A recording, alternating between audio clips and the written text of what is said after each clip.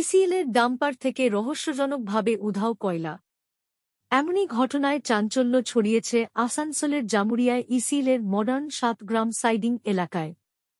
এই ঘটনায় ইসিএলের তরফে জামুরিয়া থানার শ্রীপুর পুলিশ ফাঁড়িতে অভিযোগ দায়ের করেছেন এসএসআই খোলামুখ কয়লাখনি বা ওসিপির ম্যানেজার। ডাম্পার চালক রতিকান্ত জমাদারের বিরুদ্ধেও অভিযোগ দায়ের করা হয়েছে।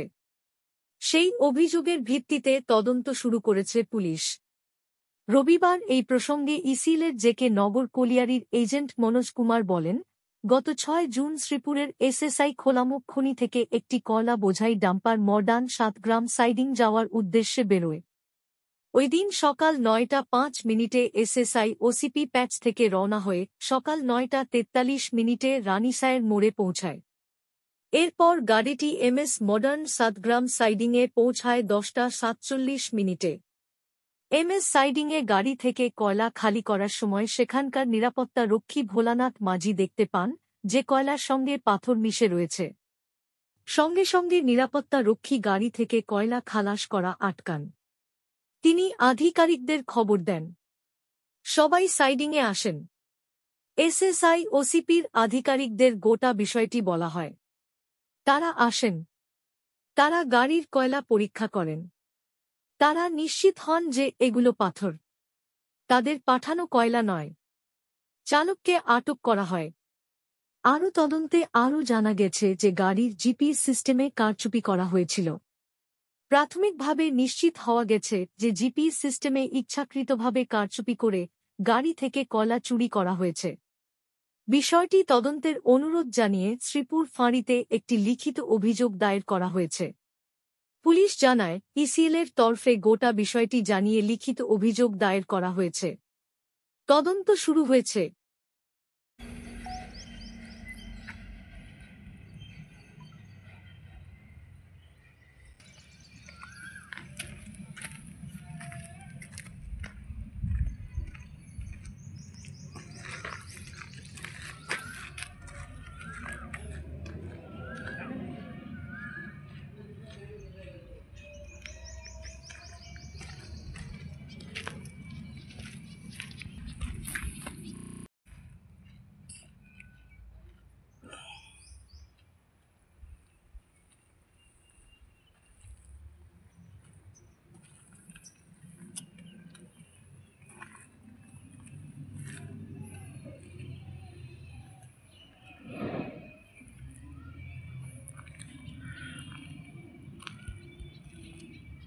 ट्रक को आप लोगों ने रोका है और उसको सीज भी किया है, एफआईआर भी किया है।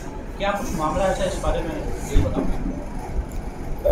एक्चुअली ये कोयला एसएसआई ओसीपी का है जो 9:05 में तकरीबन वहाँ से चला और मेरे डिपो में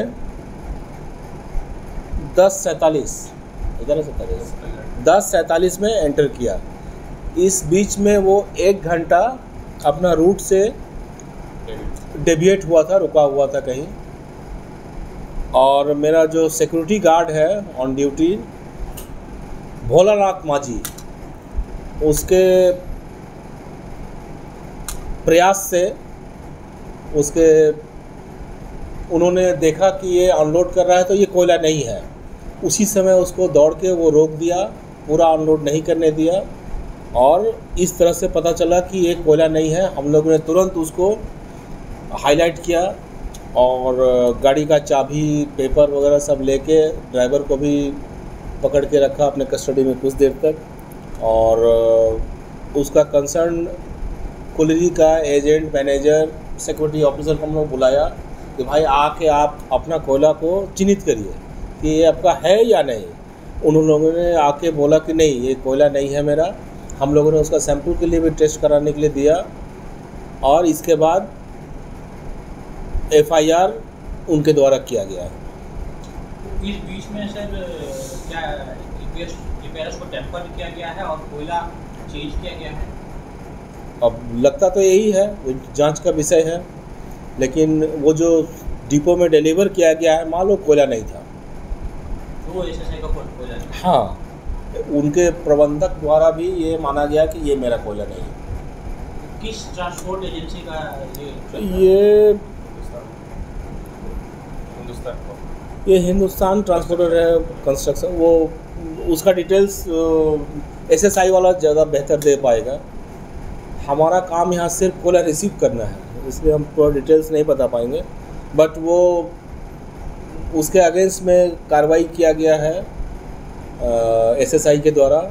एफआईआर रिसीव हो गया है कल, और अब पुलिस का कार्रवाई आगे क्या होता है। हम लोगों का डिपार्टमेंटल कार्रवाई भी चलेगा, उसको बैन करना, बिजनेस ये करना, अरेस्ट कराना, ये सब है। तो कार्रवाई गठित हो गया, वहाँ का एजेंट के द्वारा हमसे बात हुआ, उन्होंने अपना कार्रवाई को शुरू किया है।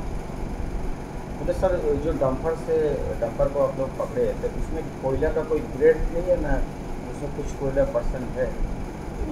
अभी तो लग रहा है कि कोयला नहीं है वो। ये सैंपल चेक करने के लिए दिया गया है, वो रिजल्ट आने में कुछ टाइम लगेगा, उसके बाद ही पता चलेगा कि क्या कोयला है नहीं है। लेकिन फौरी तौर पे ऊपरी सरसरी निगाह से देखने से वो कोयला नहीं नज़र आ रहा है। सर ये घटना के बाद क्या और इसमें और ज़्यादा आप लोगों का सतर्कता बढ़ी है।